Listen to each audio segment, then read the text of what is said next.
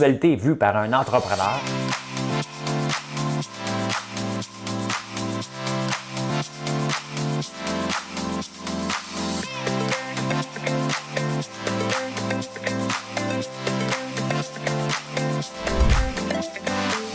Ça bulle, parce que des fois j'ai des bulles, mais ça bulle.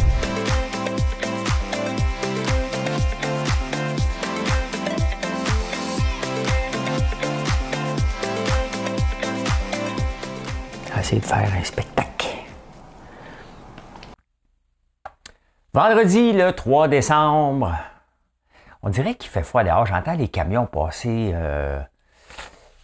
mettre de la neige, pas de la neige, du sable. Je pensais même qu'il y avait une tempête de neige tellement que ça brassait. Une chance, je me lève tôt parce que ça m'aurait réveillé. Hey, bon matin, bon matin. On va parler aujourd'hui de quoi? Hein? Je suis obligé de revenir sur l'influenceuse que j'ai refusée, que j'ai eu une discussion parce qu'elle l'a mis public. Je la nommerai pas pareil. On va parler de ça. On va parler de ça. Qu'est-ce qu'on doit faire lorsqu'on veut s'associer à un brand? Hein? Et on doit s'attendre à quoi? C'est ça, oui, ok, c'est ça. Ouais. Les employés municipaux, vous êtes payés cher en tabarnouche, hein? Ou si les autres ne sont pas assez bien payés? À vous autres de me le dire. Moi, je vais vous amener dans une direction, vous me direz dans quelle direction on s'en va. Ouais, ça a changé pour aller aux États-Unis. Le Omicron a changé beaucoup de choses. Un autre procès implique un juge qui n'est pas un robot. On veut des robots. On va parler de ça. Financement des jeunes entreprises. Ça va pas bien. Ça va pas bien. Tes cornflakes, là, tu trouves une nouvelle j'ai rien que le mot brand, là, parce que je veux parler des influenceurs. Je parle de branding. Fait que le Canadien. Est-ce que le Canadien peut attendre? Hein? On parle encore d'Omicron. Coudon. Hein? Créer des emplois ou des travailleurs? Hein? Parce que là, à chaque campagne électorale, on va créer 250 000 emplois, 50 000 emplois. On dit-tu? À l'UPA, il y a un nouveau président. Il y a un programme. Hein? Ça prend toujours. On va faire ça! Bon, on va vous dire ce qu'il va faire. Et Tim Hortons, est-ce qu'ils sont sur les traces de Dunkin' Donuts? Ça a l'air de rien, mais c'est de ça qu'on va parler aujourd'hui, puis toutes sortes d'autres affaires. Hein? Toutes sortes d'autres affaires. C'est vendredi. Prenez le temps de vous prendre un café, ou un verre d'eau, ou un verre de chaga. Ma chaise est mal placée par maintenant. Je bouge déjà en temps normal, mais là, ma chaise. Bon, OK. Madame Cahouette, fais ta job. Ben.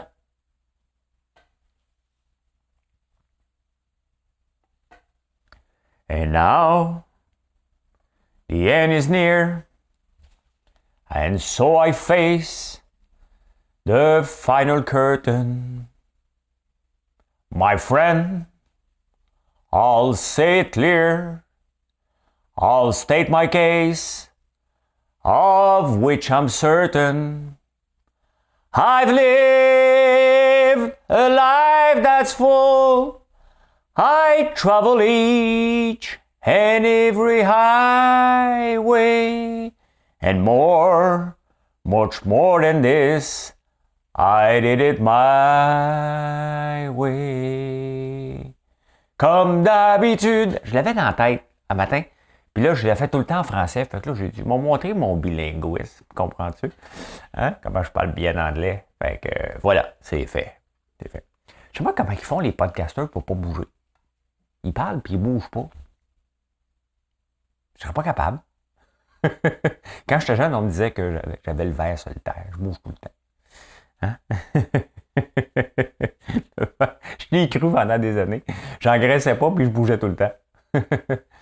J'étais un petit enfant ritalin, mais il y en avait rien qu'un dans la région qui avait du ritalin. On savait qu'il était pour être pas bon dans la vie. Mais... Bon, oui, mais c'est pas comme ça qu'on les associait, là. Hein? Moi, je riais de lui, puis maudit TDAH, tu sais. 49 ans, je suis allé passer un test, on dirait que je suis bizarre, tu sais. Monsieur Lambert, vous êtes TDAH. OK, ça faisait longtemps que je riais des autres, que je les aimais pas, en plus, les TDAH. Je les aimais pas. J'ai bien dormi. Je sais que vous me posez la question. As-tu bien dormi, François? Vous vous inquiétez de moi? Ben oui, j'ai bien dormi. Allez, on va parler de l'influenceuse que je vous ai parlé hier soir. Hein? Tu sais, des gens, là, quand tu veux t'associer à un brand, une compagnie, une marque, faut que tu fasses tes recherches. Parce que, tu sais, les gens disent, j'ai 277 000 abonnés, voici ce que je peux faire.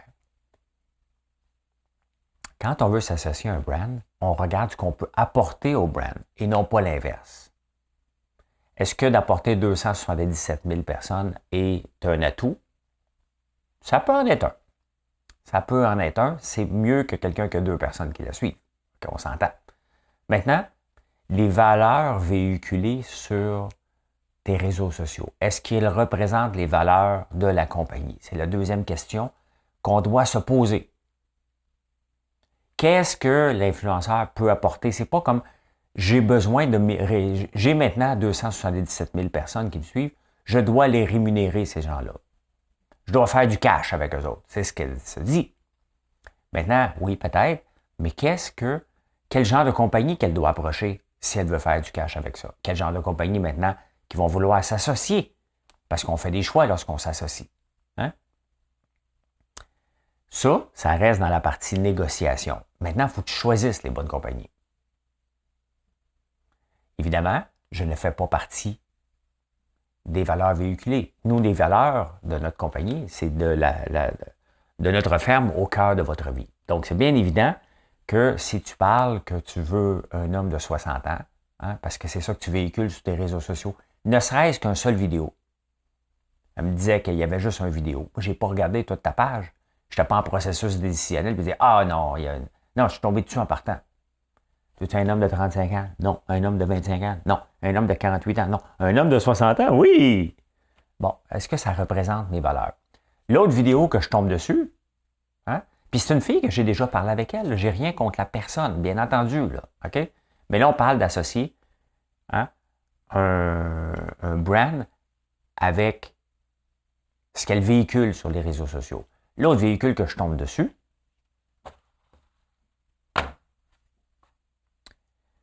si tu as un 30 cm, non. As-tu un 5 cm?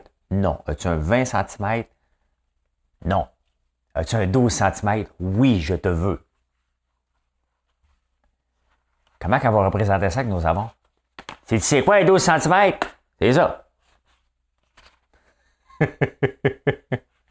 Sincèrement. Elle est fâchée. Et là, j'ai eu des gens qui m'ont écrit.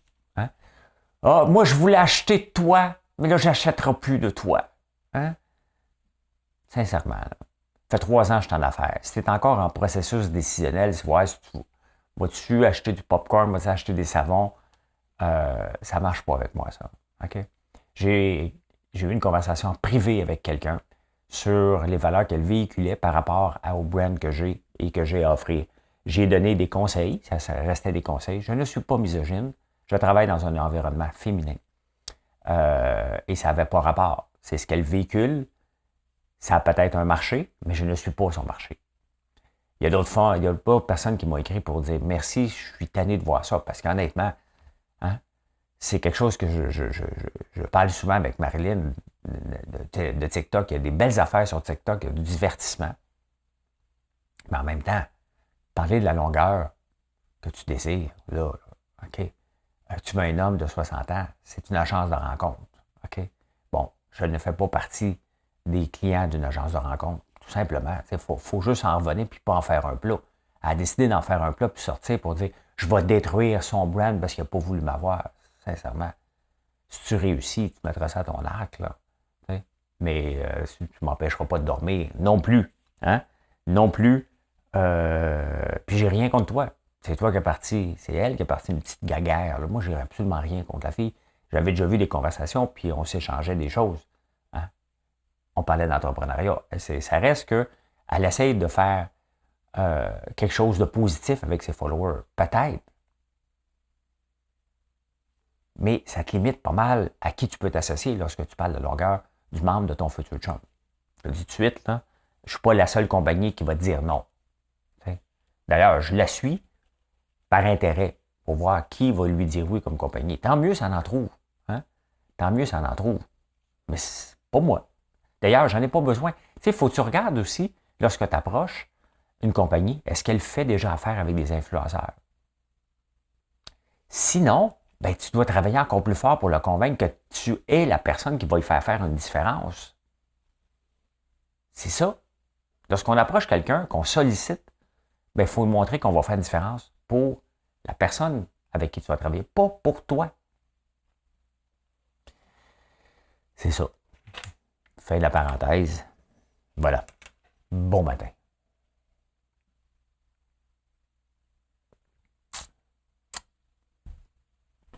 Les employés municipaux. Hey, vous gagnez donc bien de l'argent, vous autres.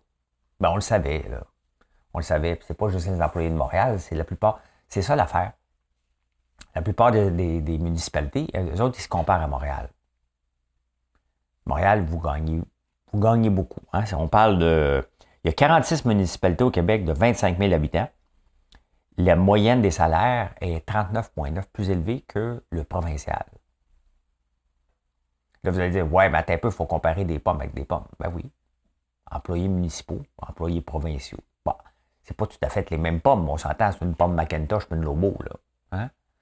C'est pas un kiwi et une pomme. Là. C'est pas mal la même chose. Qu'est-ce que vous faites? Vous conduisez des autobus, d'autres travaillent à voirie. Bon, OK. Vous réparez des autobus, d'autres réparent à voirie. Bon, après ça, il y a des employés de bureau. Hein? Vous écrivez du code, les programmeurs, d'autres en écrivent au provincial. D'ailleurs, ça, c'est plus problématique, par contre. Hein? Parce que les programmeurs veulent travailler. Tu sais, quand tu étudies en programmation, ce que tu veux, normalement, c'est d'écrire un logiciel pété. Bon, là, tu veux chercher une start-up. Le rêve de la start-up, c'est que tu travailles beaucoup. Et 8 sur 10 ferment leurs portes. Fait que là, tu dis, ouais, après ça, tu t'en vas travailler normalement, tu veux commencer, si tu es programmeur, 90%, tu vas aller vivre. Tu t'en vas là-dedans, pourquoi? Pour le rêve américain, d'écrire du code pour un logiciel qui va faire quelque chose de pété. Puis là, ben, tu dis, ouais, ça fait 3 compagnies que je fais qui fait faillite, je m'en vais ailleurs. Donc, là, tu t'en vas au provincial ou au municipal. Mais là, tu peux choisir. Tu dis, ouais, il y a 40% de plus. Mais ça, c'est ce qui arrive lorsqu'on se compare. Il y a un débalancement, mettons. À Montréal, ça a toujours été reconnu. Donc, il y a un débalancement. Fait que c'est sûr que les autres villes, les employés disent, écoute, Montréal gagne ça. Fait que là, les villes finissent par se comparer en silo, une envers l'autre, envers celle qui paye le plus. Et là, à un moment donné, il y a quelqu'un qui arrive et dit, t'es peu, on est rendu 40% de plus que les employés provinciaux. Donc, les employés provinciaux disent, hey, je gagne pas assez. Vous voyez comment on peut débalancer, puis vous voyez comment le gouvernement Legault, en ce moment, tient des guides pour...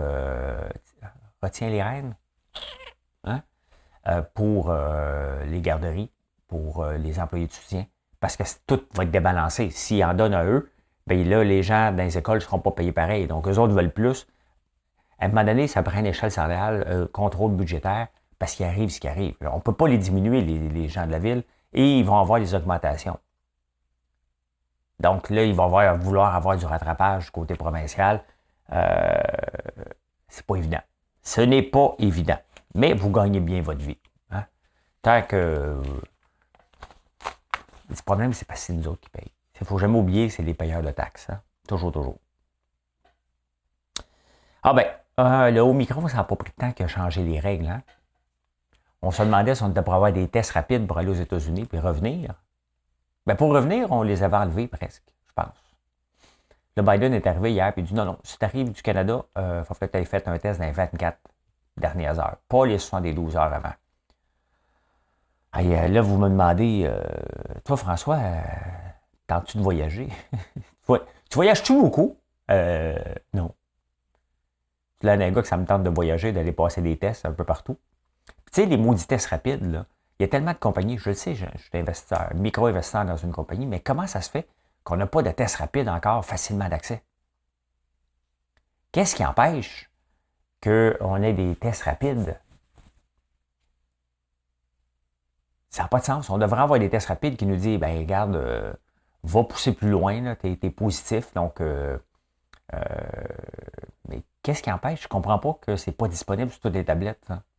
C'est sûr que c'est une question de réglementation, là, une question de FDA approval, Mais maintenant, il va falloir accélérer le pas là-dessus. Là. Ça va peut-être aider un peu si on a des tests rapides facilement, parce que... Mais là, c'est ça. Hein?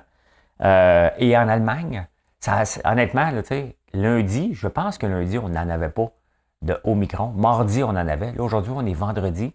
L'Allemagne fait un confinement total. Si tu n'es pas vacciné, tu ne sors pas de chez vous. Tu vas à l'épicerie, tu rentres et tu n'invites pas personne à la maison. C'était le cas en Autriche avant que le Omicron arrive. Ici, les États-Unis resserrent la vis. Regardez le pétrole qui était en hausse, puis on parlait presque d'investissement en Alberta. Ben, regardez maintenant ce qui se passe avec le pétrole. Hein. Il a frappé il a monté jusqu'à 86. Et c'était bon pour les gaz à effet de serre. Là, je suis rendu là. Ouais, OK, on va l'amener plus loin. Tiens, on va le parler ici. Hein? Bon, au micron. OK. Je refais mon... C'est pour ça qu'il faut que je mette les chapitres en dessous. Et, ben, regardez. Hein, le Biden, la semaine passée, a dit qu'il était pour puiser dans les réserves pour avoir plus de pétrole disponible parce que l'OPEP resserrait les liens. Là, l'OPEP a décidé d'en sortir un peu plus. Mélangé avec ça, les avions cloués au sol, moins de voyagement, le pétrole redégringole encore une fois. Et c'est pas ça qui va amener les autos électriques. Là. Moins le pétrole coûte cher, plus qu'on s'en fout d'acheter un gros char. C'est aussi simple que ça. Là. Fait que, mais voilà, hein, le pétrole qui était en pleine hausse. Moi, j'aurais aimé qu'il monte à 150. Tu sais, à un moment donné, il faut arriver à un point de cassure pour changer les habitudes. Regardez le télétravail. Là, maintenant, le télétravail, il est là, il est accepté, puis on va rester dans le télétravail avec un mode hybride. Il a fallu un point de cassure. Bien, c'est ça que ça va prendre pour que le pétrole, on s'en passe, puis que l'auto électrique soit vrai et qu'elle accélère pas mal plus que le 1% des gens. Il y a 1% des véhicules au Québec qui sont électriques. 1 ou 2%, c'est minuscule. Là. Oui, les lois s'en viennent, mais ça reste minuscule. On a besoin d'un point de cassure. Et le point de cassure, c'est nos poches et c'est le pétrole, tout simplement. Le pétrole va falloir qu'il monte à 200$ le baril pour qu'on change la vie, que ça vale vraiment la peine, qu'on se présente et dire « Ouais, là, c'est assez. » là. C'est assez. Mais vous avez vu que le prix à la pompe n'a pas bougé beaucoup, hein, malgré que le prix est tombé de 86 à 70. Quand même une bonne drop. Ça reste une pièce et demie hein, à la pompe. Comme ça. Hey, dernièrement, je suis content parce que je ne suis pas le seul à l'avoir remarqué. Hier, dans les journaux, on parlait de ça. Les juges, hein? Les juges en arrachent un peu. Il y a toutes sortes de juges qui sont accusés. Il y en avait un qui faisait des blagues. Hein? L'autre qui a donné l'absolution totale parce qu'on ne pouvait pas se passer d'un cerveau. Là, il y a un autre procès, pas important c'est qui, là. Mais le juge était impartial. Donc, il prenait évidemment la part pas des accusés, au lieu de regarder ça froidement. Et là, les accusés aux criminels ont dit non, regarde, on veut que le juge se récuse. Donc, tasse-toi de là. Fait qu'imaginez-vous, ils sont obligés de déposer ça ressemble un peu au procès à l'affaire Britney Spears. Hein? Elle ne pouvait pas demander, fallait qu'elle demande à son père de dire à son père, tasse-toi, mais son père ne voulait pas se tasser. Là, ils font une demande à un juge. Regarde, t'es impartial, tasse-toi. Le juge dit, ben moi, je m'auto-récuse pas. Fait que là, ils sont obligés de monter à un niveau plus élevé parce que le juge est impartial. Il n'arrache, là. Honnêtement, nos juges au Québec, là, puis c'est un peu partout à travers la planète, je ne sais pas s'ils sont sur un power trip, mais ils en arrachent. Ils en arrachent, là. Ils jouent à autre chose que jouer le rôle de juge. Il y a un moment donné, il y a la juge du Québec aussi, de la Cour d'appel, qui ne veut pas qui se pogne avec Jolin Barrette. La politique fait les lois, les juges les appliquent. Elle veut pas l'appliquer, sa loi. Ça va pas bien. Hein?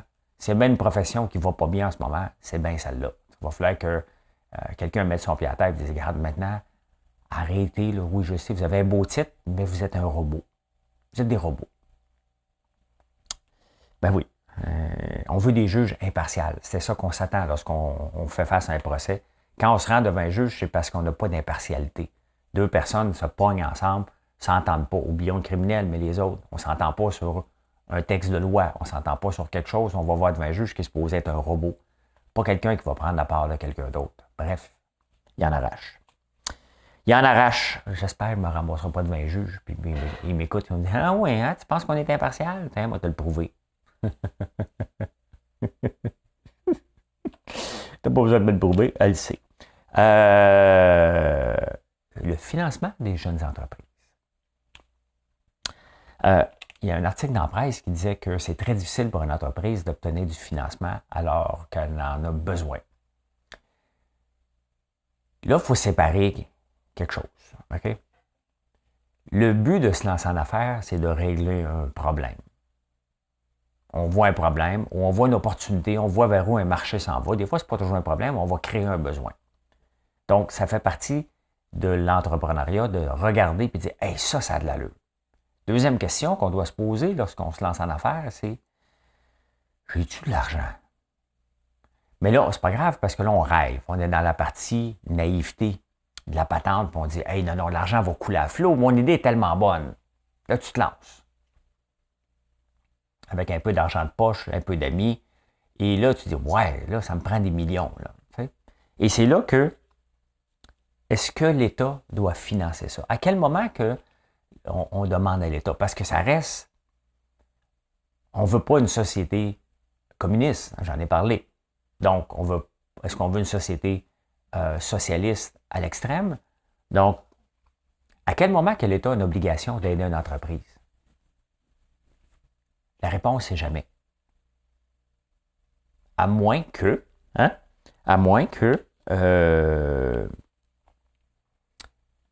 que c'est un choix de la société de dire, nous, on va aider toutes les entreprises qui vont passer 2 ans, 1 an, ou on va aider, on va mettre un fonds, peu importe tes projets, on va t'aider. Ce n'est pas le rôle de l'État. L'entrepreneur, parce que là, le monde chiale, on n'a pas de financement comme aux États-Unis. Aux États-Unis, la culture du venture capitaliste, elle est très implantée depuis longtemps. Ici, elle est encore faible et on est peu heureux. On va embarquer, ici, les venture cap vont embarquer seulement si quelqu'un d'autre embarque. Ben, si tu vas chercher du financement, ben, je vais embarquer avec toi. C'est toujours presque conditionnel. Ils ont peur. Ils ont peur parce que on parle de Seria. Seria, c'est la série qui t'emmène vers d'autres niveaux. Donc, tout avant ça, c'est le financement subalterne, des prêts, du financement privé. Mais d'arriver à une série A, on parle de 10 ans ici, 7 ans aux États-Unis. Quand je vous dis que ça prend du temps de bâtir une entreprise, c'est très, très, très, très long. Hein? Ben oui, il y en a moins de financement qu'aux États-Unis, mais ça reste que les entreprises ne peuvent pas chialer. Tu ne peux pas dire le gouvernement ne m'aide pas. C'était ton choix et ta décision. Il fallait que tu regardes si tu avais les reins financiers pour lancer ton idée. Ça se peut que ton idée soit brillante. Mais il reste que la réalité, c'est que 8 entreprises sur 10 ferment avant 5 ans. Pourquoi? Parce que leur idée n'était pas brillante. C'était ça. C'est ça la réalité des choses. C'est ce que tu pensais résoudre comme problème, il y a quelqu'un qui l'a résolu peut-être avant toi. Ou qu'il n'y en avait pas de problème en tant que tel. C'était un problème entre tes deux oreilles. Tu t'es imaginé. Donc, le gouvernement le sait, ça. Les prêteurs le savent, ça. Et c'est pour ça qu'ils sont un peu frileux à embarquer dans votre histoire. Donc, non, on ne doit pas demander toujours au gouvernement de venir nous aider. Ce n'est pas le rôle du gouvernement de faire ça. Hey, Kellogg, les cornflakes sont en grève. Tu sais, il y a toujours un danger de niaiser ta population. C'est correct que tu vas avoir plus d'argent, mais à un moment donné, les gens, s'ils veulent manger des Frosted Flakes, ça fait longtemps que je n'ai pas mangé ça, c'est bon, mais ça n'a pas de sens. Hein? À l'ère qu'on vit d'essayer de couper le sucre, hein? Que les maladies, le diabète 2 est là, que l'embonpoint est là, s'enfiler des Frosted Flakes le matin avec du lait, regardez la quantité de sucre. On a le droit techniquement, un gars, à 33 grammes de sucre par jour, 35 grammes et une fille, 25 grammes de sucre par jour. Regardez lorsque vous mangez des Frosted Flakes, puis je ne dis pas que c'est pas bon, là. J'en salive en vous en parlant, en me rappelant que j'ai déjà mangé ça tous les matins. Oui, tous les matins, OK? Avec des canneberges. Je m'enlignais probablement entre 150 et 175 grammes de sucre en partant le matin. Je peux bien dormir le restant de la journée. Je ne fournissais pas à courir. Mais maudit que c'est bon. Le problème, là, c'est que là, les tablettes sont vides. Il y a des alternatives. Donc, tu sais, puis à l'ère où ce qu'on est, où techniquement, on ne devrait pas en manger. Là. Hein? C'est pas bon pour la santé, là, on va se le dire. C'est bon pour... Regardez-moi sourire, là. Hein? J'ai un goût de manger. S'il y avait des Frosted Flakes ici dans la maison, en ce moment, je vous en mangerais en vous parlant. Moi, non, j'irais à grand coup de mâchoire là, pendant que je vous parle. Là, tu sais? Mais tout ça finit par perdre une place sur la tablette. Elle va revenir, parce que les gens aiment ça. Mais les gens vont se trouver des alternatives. Et niaisent comme ça un petit peu. Et c'est ce qui fait qu'un produit peut disparaître éventuellement. Les gens vont se trouver des alternatives moins chères, peut-être, qui goûtent pareil, ou qui goûtent semblable, ou qui vont dire, ouais, finalement, je vais manger autre chose. Hey, le Canadien, encore perdu. Bon, on s'en fout un peu. Là, aujourd'hui, Jeff Gorton va rencontrer la presse. Il va dévoiler son plan. Il n'est pas pressé. Le problème, c'est que lui, il ne vient pas de Montréal. Et c'est ça le danger un peu. Hein? C'est peut-être un gars très bon. Bon, il s'est fait mettre dehors ailleurs. Il ne faut jamais l'oublier, ça. Il s'est fait mettre dehors des Rangers. Mais il ne vient pas de Montréal. Ici, c'est une religion, le Canadien. C'est pas une business. C'est une religion. Hein? Les infirmières, on leur disait quoi? Que c'était pas une profession, c'était une vocation. Hein? Quand on a commencé à travailler, même jusqu'à les années 70, c'est une vocation, même encore. C'est une vocation, on va te payer moins. Hein? Mais non, c'est une profession. Ici, c'est une religion. Là, OK. Et là, les gens veulent Patrick Roy. Point final. That's it. Et on s'en va en reconstruction pendant 5 ans. Il faut que tu fasses avaler la pilule, qu'il y a un rêve possible. Tu sais, s'ils nous parlent comme un technocrate, on va regarder ci, on va regarder ça. Les gens vont délaisser le Canadien. Hier, il y a quand même quelqu'un qui a garoché un chandail à 200$ sur la glace parce qu'il a appelé son casse. Il faut qu'il soit tanné, là. Moi, je m'en fous que le Canadien gagne ou perd. Je ne l'écoute pas. Je l'écoute plus. Je l'ai déjà écouté, là. Je l'écoute plus. Je vous en parle parce que là, c'est un brand. On veut Patrick Roy, coûte que coûte.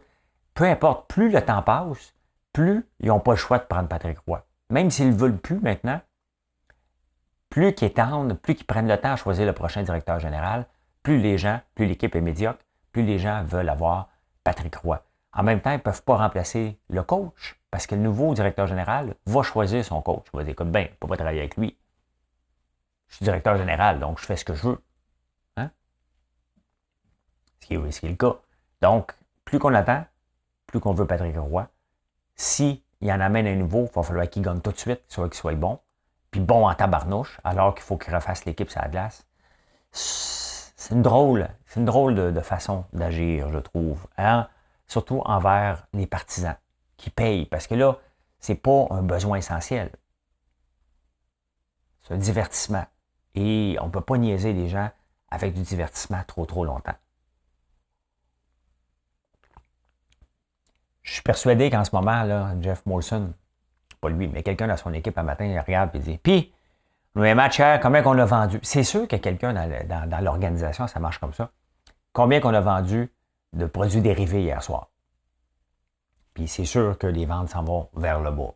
Et ça, il y a un moment donné, il y a quelqu'un qui remonte vers Jeff. Jeff, parce que là, on en vendait 100 000 par match. Là, c'est 5 000 $ par match. Je ne suis pas sûr qu'il y ait un line-up pour acheter des chandails. Là. Hein? Tu sais, on est déjà en campagne électorale depuis un an. On voit Fitzgibbon donne de l'argent sans respecter rien. C'est dans les journaux encore ce matin. Mais qu'est-ce qu'on veut créer? On ne peut plus annoncer on va créer des emplois. Ça ne marche plus. Il y a cette semaine, François Legault a annoncé 475 $ par semaine pour ceux qui retournaient aux études dans des métiers qui sont nécessaires. Mais ces gens-là ne sont pas au chômage. On n'a pas un chômage dans le tapis. On n'a pas beaucoup d'assistés sociaux. Ces gens-là sont juste en marge, ils ne sont plus dans le chômage, ils ne sont pas assistés sociaux, ils ne veulent pas travailler. Soit qu'ils sont riches, soit qu'ils sont à retraite, soit qu'ils sont dans la crypto-monnaie, parce que les jeunes pensent que 3 jeunes sur 4 pensent que la crypto-monnaie va les rendre millionnaires, qu'ils ne seront pas obligés de travailler. Vous me le direz comment vous le faites. Moi, ça fait 2 mois que j'attends d'être millionnaire en crypto. Je ne le suis pas encore. Ça a l'air plus long que prévu. Moi, je pensais arriver là, acheter une ou deux cryptos. Padang! Millionnaire, merci, bonsoir. Hein? Je fais un statut, puis regardez, ça a marché. C'est vrai, les jeunes, je m'excuse. Mais non, ça fait 2 mois que je suis là. Puis ça va bien, mais je ne suis pas millionnaire de la crypto. Ouais, là, on doit créer des travailleurs. Ou ne pas en créer pantoute. Hein? Ça se peut que la réponse à notre manque à la pénurie d'emploi, c'est de ne plus chercher des travailleurs. Et je reviens, on parlait de mon petit nombril, là, quand même que je mettais 8 personnes pour faire des canettes à la main, je ne fournirais pas. Il faut que je m'automatise. Les canettes, je peux en vendre 2 millions par année, si j'ai une machine qui va m'y faire. Maintenant, les petites canettes, là. Maintenant, j'hésite à mettre 100 000 $ à la table ou un peu plus pour m'automatiser. Je suis en pleine croissance en ce moment. Donc, il faut que j'embauche d'autres personnes pour faire ça. Mais même à ça, je ne fournirai pas. Ça, c'est juste un petit exemple. Des exemples comme le mien, il y en a un paquet d'autres. Là, le gouvernement dit, ben là, c'est le 19 novembre. Le prochain batch pour qu'on étudie le dossier, c'est au mois de juin. Tu sais, si tu fais un programme, il est permanent, ou tu l'arrêtes pas pendant 6 mois parce qu'on a manqué de date. Hein? Ça, 2 millions de canettes vendues à travers le monde, ça ne fait pas une grosse différence sur le PIB du Québec. Mais regarde tous les projets comme ça, ben c'est ça qu'il faut regarder. Il va falloir arrêter de chercher des travailleurs ou essayer d'en créer. Il va falloir s'automatiser. Je pense qu'on arrive à une étape charnière de notre développement au Québec où on doit regarder chacun des emplois, à quel endroit on doit s'automatiser complètement. Hein? D'ailleurs, ça l'amène à parler à Tim Hortons. Tim Hortons, est-ce que Tim Hortons suit les traces de Dunkin' Donuts? Hey, Dunkin' Donuts, c'était gros ici, là. Rémi Gérard était le dernier qui a fait la pub. C'était big, là. Tim Hortons n'était pas beaucoup. Ils sont venus s'installer ici. Là, maintenant, avec la pénurie, ou l'écœurantite, ou la façon que Tim Hortons, parce que Tim Hortons aussi est sur un déclin depuis qu'ils ont été achetés par la compagnie américaine qui détenait Burger King, mais qui appartient à des Brésiliens. Là. Je comprends bien toute la patente, là. Mais c'est pas juste une pénurie de main-d'œuvre. Starbucks va bien. Starbucks, c'est numérisé. Hein? Les gens achetaient des cartes cadeaux pour 1,4 milliard. C'est de l'argent en banque, ça. Hein? Et les gens, ils ont un brand. On accepte de payer un café overpriced parce qu'il y a quelque chose, il y a un engouement envers Starbucks. Ça ne veut pas dire qu'ils vont toujours bien, mais ils ont créé un engagement de leur clientèle, ce que Tim Hortons n'a pas été capable de faire. Et là, les line-up ne finissent plus. Fait que tu ne vas pas chez Tim Hortons. Est-ce que Tim Hortons aurait dû se... Tu sais, mettons tu viens chercher un café. Là.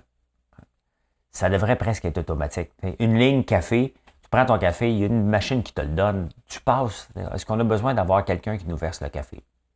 Tu sais, surtout si on est dans le service à l'auto, puis un beigne. Là. Ils peuvent t'envoyer un beigne. Il aurait pu automatiser cette partie-là. On est en train d'automatiser les dépanneurs, qu'il n'y ait plus personne. Tu sais, c'est ça que les entreprises n'investissent pas.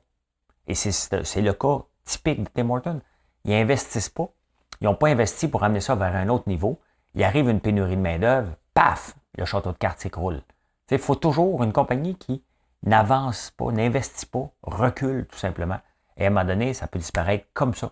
Parce qu'il y a quelqu'un d'autre qui va arriver avec une alternative qui va satisfaire ses clients. Moi, je vois les line-up chez Tim Hortons. Je me dis, tiens, ça se peut que je penserais d'y arrêter. Je voyais pas ça un café chez Tim Hortons. C'est la route. Mais il y a toujours un line-up qui finit plus. Fait que là, maintenant, avant de partir, fais un café d'ici. Qui est très bon, même, je dirais meilleur, bien entendu. Mais qui n'est pas mauvais. Moi, je ne suis pas contre le café Tim Hortons, je le trouve bon. Mais aller attendre une demi-heure, non, je ne le ferai pas. Je le ferai pas. Hey, Marcel Groslot de l'UPA a pris sa retraite, donc il y a un nouveau président. Et le nouveau président, la première chose qu'il a dit, moi, mon dossier, c'est de réduire la paperasse. Il a raison. Mais ça ne devrait pas être un dossier. Hein? Ça devrait être un travail continu. Parce qu'il y en a de la paperasse. De toutes les entreprises que j'ai, La partie agricole, c'est là qu'il y a le plus de paperasse à faire. Un dossier pour ci, l'analyse des sols, demander un permis pour ça, demander un autre permis pour ça. Oui, il faut que tu demandes à lui. Non, celui-là est à l'autre. C'est compliqué un peu. Donc, oui, mais c'est pas ton dossier. Ton dossier, c'est de créer de la richesse. De travailler avec le gouvernement pour développer de nouvelles types de cultures, d'emmener les jeunes à l'agriculture. C'est ça, ton dossier. C'est pas d'enlever la main. Hey, on va faire ça, on va faire ça. Ah, by the way, on va travailler pour réduire. C'est by the way, ça. Fait que. Hein? Une chance que le ministre de la Montagne, que j'aime de plus en plus, faut le dire, là. Je ne l'aimais pas au début, mais je trouve qu'il prend du galon puis il commence à mettre son pied à terre. Je l'aime bien. Voilà comment j'ai vu l'actualité en ce beau vendredi, puis on est le 3 décembre. Me trompes-tu?